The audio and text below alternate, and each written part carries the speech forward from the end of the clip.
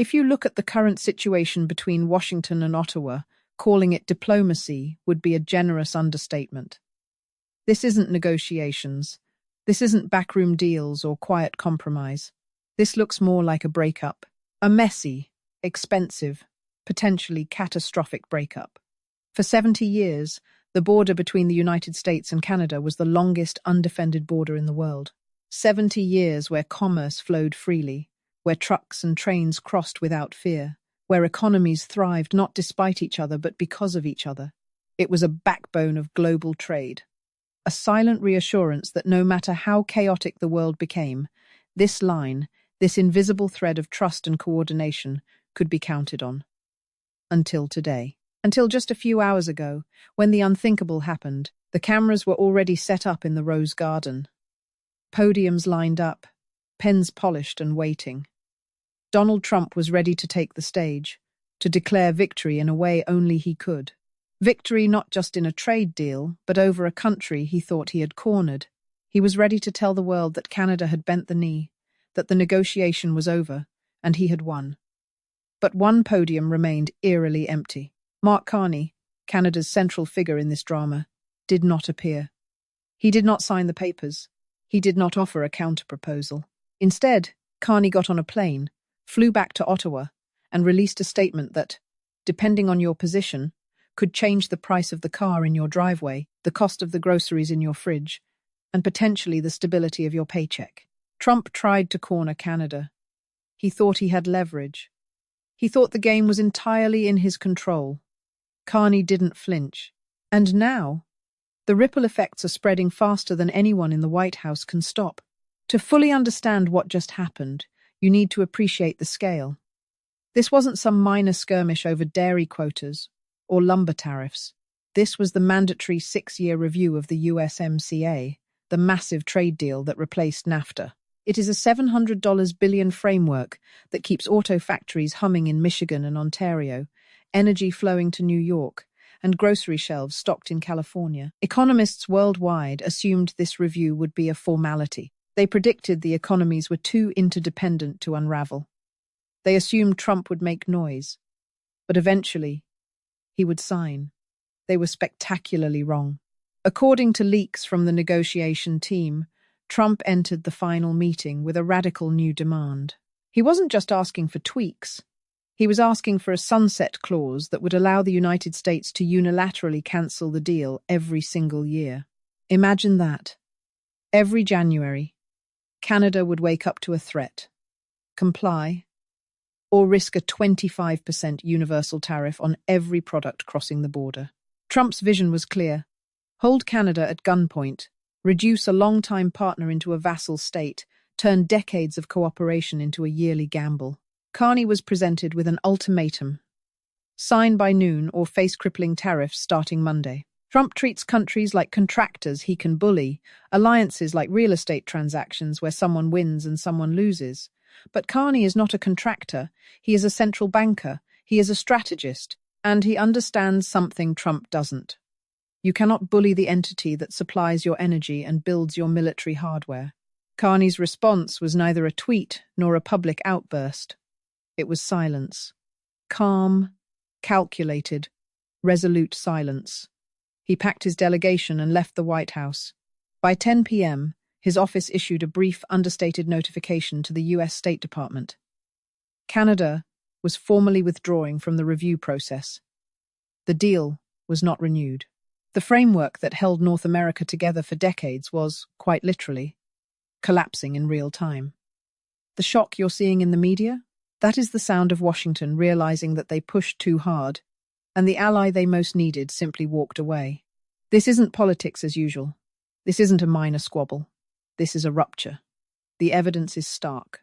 First, the leaked red line memo from the Trump team. Dated just 3 days ago, it demanded total access to Canada's Arctic waters and a dismantling of Canada's dairy supply management within 30 days. This was not negotiation. This was surrender, framed as an offer. Page 4 explicitly stated that if Canada refused, the United States would invoke Section 232 on national security grounds to block Canadian aluminum. The message was clear. Trump had never intended to renew the deal. He intended to dominate, to destabilize, to break Canada. Next, the markets. Normally, trade tensions send the Canadian dollar tumbling, investors fleeing to the relative safety of the US dollar. Today, the opposite. The Canadian dollar ticked up. Investors worldwide are betting against Trump, interpreting Carney's maneuver not as weakness, but as strength. Canada, over the past 2 years, has signed critical mineral deals with Germany, Japan, and South Korea. The message is clear. Canada has options. The United States, by contrast, appears unstable. Wall Street now trusts Ottawa more than Washington, and when that happens, the world has truly flipped upside down. Then there's the logistics. The Ambassador Bridge between Detroit and Windsor, the busiest trade crossing in North America, has trucks idling. Customs agents on the US side have reportedly been ordered to inspect every cargo container. In plain English, this is a blockade. Trump is attempting to squeeze the border to force Canada back to the negotiating table. But Canada isn't panicking. Trains in Vancouver and Montreal are being prioritized for European and Asian shipments. Carney prepared for this. While Trump tries to close doors, Canada is opening windows to the rest of the world. This isn't a country in chaos. This is a country executing a strategic plan B, and that should send a chill down every American viewer's spine. Because here's the reality. If Canada has a plan B, it means they don't need the United States as much as Trump assumes. Why would Trump risk a $700 billion trade relationship? Control. He believes that size equals dominance, that economic pain is a one-way street. If he hits, others suffer, he wins. But the world has changed. Supply chains are far more complex than Trump understands. Take the auto industry. A single car part crosses the US-Canada border 7 times before the car is completed. Tariffs or delays don't just punish Canada. They shut down factories in Ohio, Tennessee, and Kentucky. Right now, executives in Detroit are calling the White House, warning that a week of disruption could lead to 50,000 layoffs. Trump is trapped. If he backs down, he looks weak. If he doubles down, he risks crashing the US economy. His recent tweets claiming Canada is treating us very badly and threatening big tariffs sound less like a master negotiator and more like a man who just realized he pulled the pin on a grenade but forgot to throw it. The narrative control that Trump once held America first chance and base approval is failing. Gas prices spike when Canadian crude gets taxed, and Canadian energy supplies more than half of the oil US refineries rely on. Trump is fighting a trade war from the 1980s, thinking in terms of steel, lumber, and tariffs, oblivious to the reality that he is attacking the country that powers his grid, fuels his cars, and underwrites global supply chains. Meanwhile, Carney is playing a different game entirely. Former head of the Bank of England and the Bank of Canada, he sits at tables with the holders of global debt. He doesn't yell. He doesn't bluff. He calculates. This is strategic decoupling. Carney has been preparing for a scenario where the United States becomes unreliable. 2 years of quietly building a fortress, aligning Canada with long-term mineral and energy deals, and pivoting Canada into a global energy powerhouse. Scarcity creates power, and Canada holds uranium, potash, fresh water, rare earth minerals resources the world cannot ignore. By walking away, Carney is signaling to global markets. Canada is open for business, but the price just went up. He is using alliances, international law, and market forces systems. Trump hates to constrain the United States. It's a high-stakes gamble. Canada will suffer if the border closes, yes. But Carney is betting the United States will suffer more. He is playing a calculated game of chicken, confident in his strategy and his stamina. Trump is driving a monster truck, roaring, chaotic, reactive. Carney. He is in a tank, calm, unflinching, eyes forward, strategy intact. For viewers in Texas, Florida, Alberta, or London, this matters because it is more than politics. This is a realignment that will ripple through your life. If the USMCA collapses, cheap goods in North America could become a relic of the past. Fertilizer prices rise. Housing costs spike. Aluminum and cobalt for tech and electric vehicles become more expensive. Inflation shocks could make recent years look trivial. The implications go beyond economics. The American umbrella, the promise that the US protects the free world in exchange for shaping the rules, may be over. Trump's attempt to humiliate Canada signals that America cannot even manage its closest alliances. If the US fails here, who can trust it elsewhere? Not the UK, not Japan, not Mexico. Carney knows this, and he is positioning Canada for a world where the United States is increasingly isolated. History is shifting before our eyes. North America is fracturing into two blocks, one angry, unpredictable, and isolated, the other resource, rich, strategic, and seeking new alliances. And in the middle of it all, ordinary citizens feel the effects. Carney's stoicism, his refusal to blink, encapsulates the difference between a man seeking applause and a man holding the map. He doesn't need to shout. The strategy speaks for itself. As he left the White House, asked about Trump's wrath, he calmly responded, "You can't tariff gravity and you can't sanction geography. We aren't going anywhere, but we aren't taking orders anymore." That statement, simple yet profound, signals a tectonic shift in power dynamics. Where do we go from here? Uncharted waters. 3 scenarios are unfolding. First, a cooling-off period, where panic forces a temporary extension and everyone pretends the crisis is a misunderstanding. That seems unlikely given Carney's calm. Second, a targeted trade war, tariffs applied selectively, pain inflicted strategically, a waiting game of who blinks first. Carney appears ready to endure. Third, the nightmare, a complete breakup.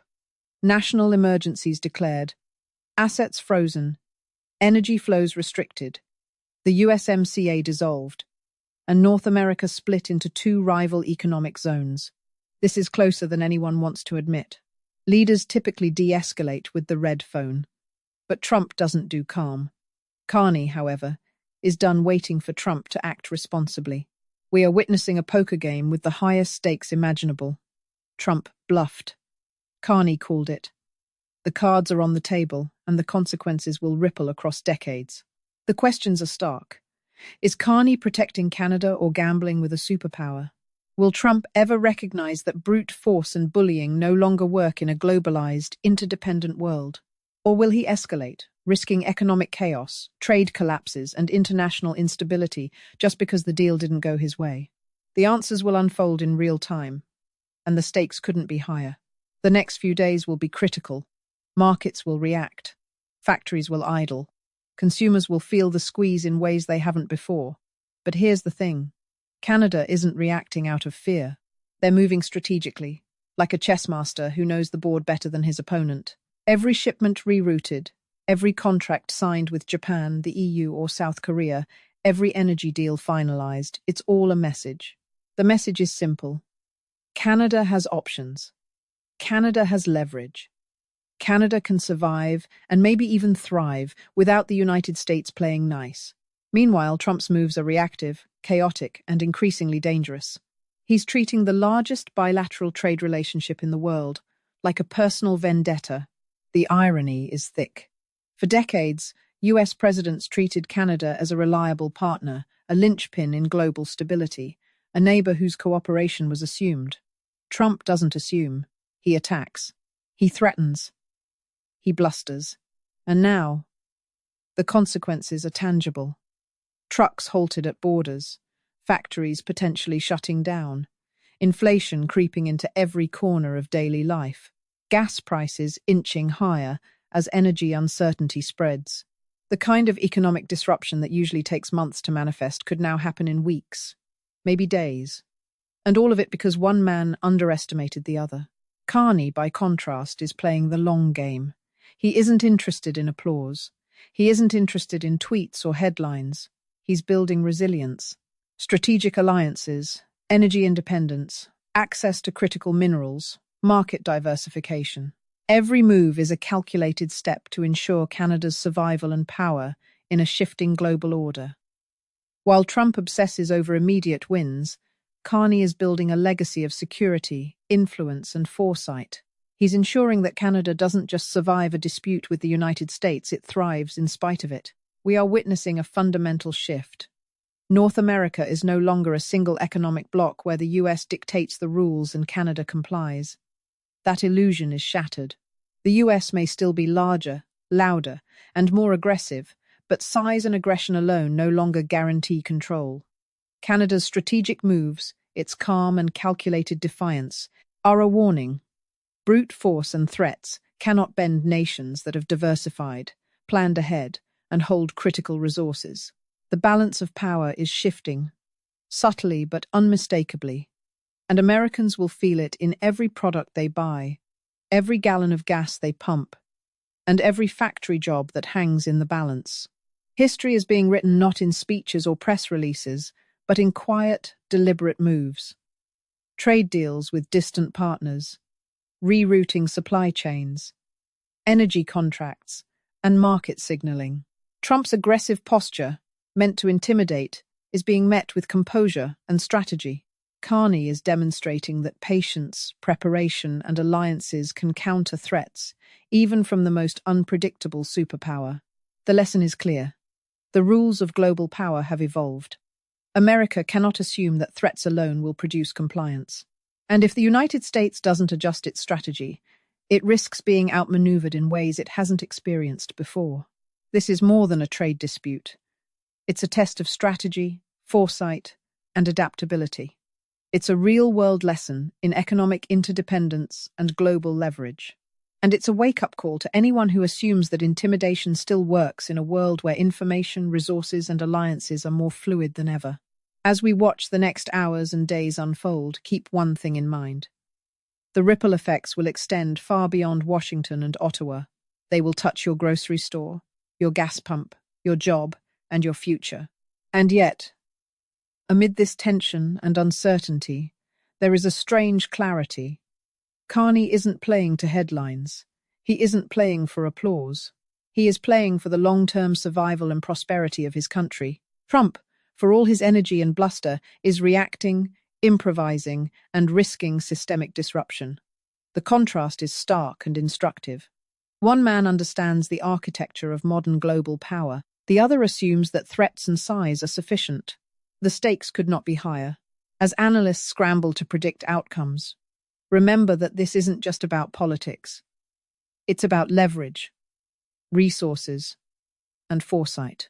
It's about understanding that in a world of intertwined economies, the old rules of intimidation and one-way pain no longer apply. It's about recognizing that strategic patience can outmaneuver immediate aggression. And most importantly, it's about realizing that the events unfolding in real time will shape not just trade policy, but the very structure of North American economic and geopolitical influence for decades to come. The tension between Washington and Ottawa is far from over, but what we've already witnessed, a nation quietly asserting its sovereignty, diversifying its partnerships, and signaling its strength is nothing short of historic. Carney has made it clear. Canada will no longer be bullied, manipulated, or assumed to be subservient. And Trump, whether he realizes it or not, is discovering the limits of intimidation in a 21st century global economy. So, as the world watches, the lesson becomes unavoidable. Alliances, foresight, and strategy are far more powerful than threats. The North American order is shifting, the ground beneath Washington's assumptions is cracking, and the future belongs to those who prepare, who calculate, and who hold the map while others merely roar. The next moves will define not just a trade agreement, but the balance of power between two nations, and the reverberations will be felt far beyond their borders. This is history in motion. The drama is real, the stakes are immense, and the players are testing the limits of strategy, patience, and power. And if you're watching closely, you'll understand why what's happening between Washington and Ottawa isn't just news, it's a blueprint for how influence, leverage, and foresight operate in the modern world.